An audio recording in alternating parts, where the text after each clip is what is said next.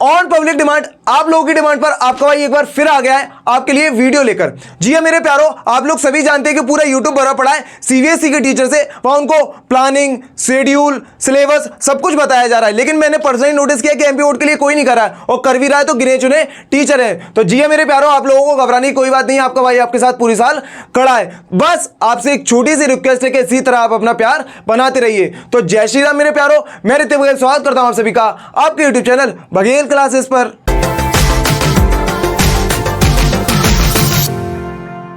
सबसे पहले हम बात करेंगे हिस्ट्री यानी इतिहास विषय के बारे में, जहां मैं आपको बताऊंगा आपको जुलाई में इतिहास में क्या क्या पढ़ना है। तो चैप्टर नंबर फर्स्ट है आपका bricks, beads and bones the Harappan civilization, यानी कि ईंटें, मानके तथा अस्थियां और हड़प्पा सभ्यता। जी हां मेरे प्यारो, चैप्टर नंबर सेकंड है आपका Kings, farmers and towns, early states and economics, यानी कि राजा, किसान और नगर, आरंभिक राज्य और अर्थव्यवस्थाएं। वहीं बात करें चैप्टर नंबर थर्ड की kinship, caste and class, early societies, बंधुत्व, जाति तथा वर्ग, आरंभिक समाज और मैप वर्क, यानी कि मानचित्र कार्य। जी हां मेरे प्यारो, मैप आपके एग्जाम में आते हैं, आपको पता है।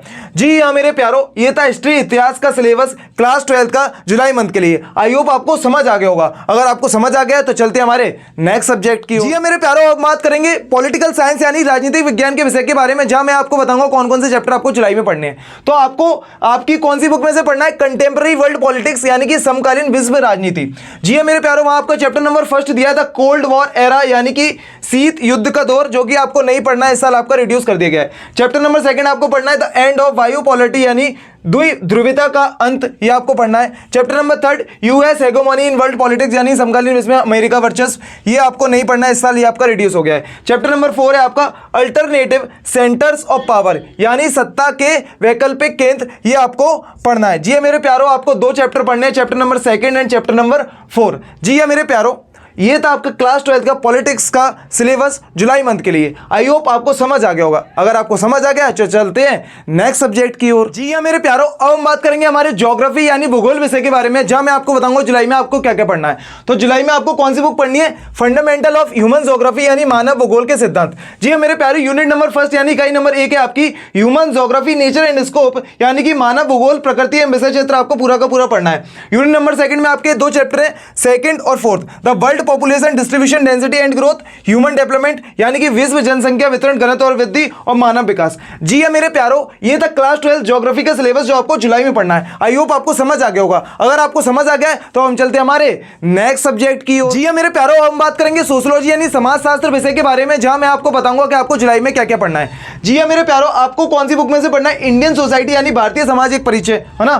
तो वहां आपका चैप्टर नंबर सेकंड है the demographic structure of the Indian society, यानी भारतीय समाज की जनसांख्यिकीय संरचना। चैप्टर नंबर थर्ड है आपका social institution continuity and change, यानी कि सामाजिक संस्थाएं, निरंतरता एवं परिवर्तन। चैप्टर नंबर फर्स्ट है आपका इंट्रोडक्टिंग इंडियन सोसाइटी, यानी कि भारतीय समाज एक परिचय। जी हां मेरे प्यारो, मैं आपको बता देना चाहता हूं कि chapter number second, chapter number third आपको पढ़ने हैं। चैप्टर नंबर फर्स्ट से आपको केवल रीडिंग करनी है, यानी कि इसको समझना है, क्योंकि इसमें से क्वेश्चन नहीं आएगा। ब्लूप्रिंट में ऐसा कुछ नहीं दिया है। ब्लूप्रिंट में चैप्टर नंबर सेकंड और चैप्टर नंबर थर्ड दिया है, फर्स्ट नहीं दिया, फर्स्ट आपको समझने के लिए।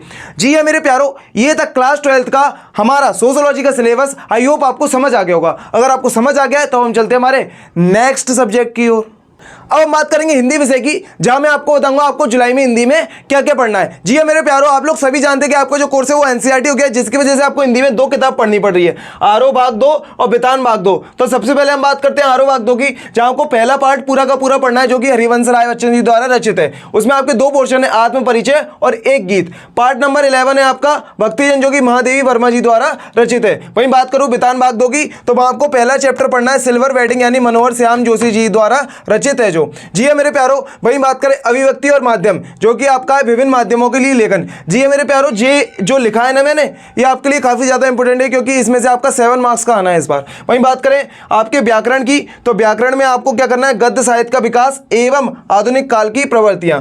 जी हां मेरे प्यारो, ये था क्लास 12 हिंदी का सिलेबस, जो कि आपको जुलाई में पढ़ना है। आई होप आपको समझ आ गया होगा। जी हां मेरे प्यारो, अब हम चलते हैं हमारे नेक्स्ट सब्जेक्ट की। अब हम बात करेंगे हमारी इंग्लिश यानी अंग्रेजी विषय की, जहां मैं आपको बताऊंगा आपको जुलाई में क्या क्या पढ़ना है। तो सबसे पहले हम बात करते हैं हमारी फ्लेमिंगो बुक की, फिर बात करेंगे विस्टा की। जी हां मेरे प्यारो, आप लोग जानते हैं इंग्लिश में आपकी दो बुक है, फ्लेमिंगो और विस्टा। तो फ्लेमिंगो में आपको 3 चैप्टर पढ़ने, chapter number first the last lesson, chapter number second lost spring, chapter number third deep water. वहीं बात करें विस्टा में आपको एक चैप्टर पढ़ना है, जो कि थर्ड लेवल। जी हां मेरे प्यारो, ग्रामर की बात करें तो आपको determiners, proposition, poster making, invitation, formal letter. जी मेरे प्यारो, ये था क्लास 12 का इंग्लिश का सिलेबस जुलाई मंथ के लिए। अब हम चलते हैं हमारे लास्ट सब्जेक्ट के, जो कि हमारा संस्कृत। जी मेरे प्यारो, अब हम बात करेंगे हमारे लास्ट सब्जेक्ट की, जो कि हमारा संस्कृत। अब मैं आपको बताने जा रहा हूँ आपको जुलाई में संस्कृत में क्या क्या पढ़ना है। तो जी मेरे प्यारो, आप लोग जानते हैं संस्कृत में आपकी 2 किताबें, वासवती भाग 2 और संस्कृत साहित्य का इतिहास एवं परिचय। तो सबसे पहले हम बात करेंगे वासवती भाग 2 में आपको क्या क्या पढ़ना है। तो आपके 3 चैप्टर हैं। तो चैप्टर नंबर 1 है आपका अनुशासनम, जो आपको पढ़ना है। चैप्टर नंबर 2 है